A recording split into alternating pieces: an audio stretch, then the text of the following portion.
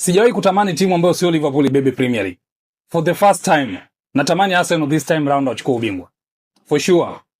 Kama ni kweli Pep Guardiola huu ndo msimu wake wa mwisho Manchester City, Arsenal fanya juu chini uchukue ubingwa. Yaani ifike hatua huyu jamaa aanze kuheshimu football. For sure. Tangu ameanza career yake kule Barcelona, hajawahi kumaliza misimu miwili bila kubeba ubingwa wa ligi. Hajawahi kumaliza misimu miwili bila kuchukua ligi. Barcelona amekwenda Bayern Munich the same. Amekuja Manchester City, ilifika hatua sasa kataka kuigeuza ligi ya Premier League kama ya wakulima. Unajua tumekuwa tukisema kwamba ligi 1 ni ligi ya wakulima kwa sababu anabeba mtu mmoja kila siku. Ukija Bundesliga tukawa tunasema ligi ya wakulima anachukua mtu mmoja kila siku. Guardiola alitaka kufanya the same katika Premier League. Yaani alitaka kuwaprove watu kwamba Premier League sio ligi ngumu. Kama sio ushindano wa Jurgen Klopp, ligi kuu ya Uingereza ilikuwa imegeuka ligi ya wakulima na huyu jamaa. Sasa kama Arsenal atachukua ubingwa safari hii, basi ile historia yake ya kutokukaa misimu miwili bila kubeba ubingwa itakuwa imevunjika. Na Arsenal pia itakuwa imetoa gundu lake la miaka 20 na bila kubeba ubingwa. Kwa hiyo naiombea sana Arsenal msimu wa bebe ubingwa kwa sababu Guardiola sasa hivi amewapa watu point of view. Watu sasa hivi wanaangalia ligi kuu ya Uingereza kama ligi dhaifu kwa sababu yake yeye.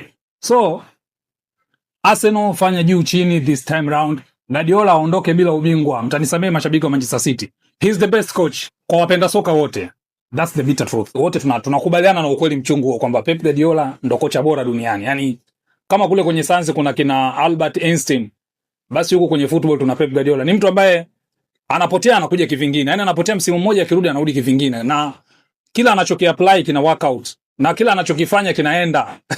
Kwa hiyo Pep Guardiola bwana aondoke, kama ndo anaondoka au anastaafu au anaenda klabu nyingine, basi aondoke ikiwa anaheshimu Premier League na anaheshimu soka.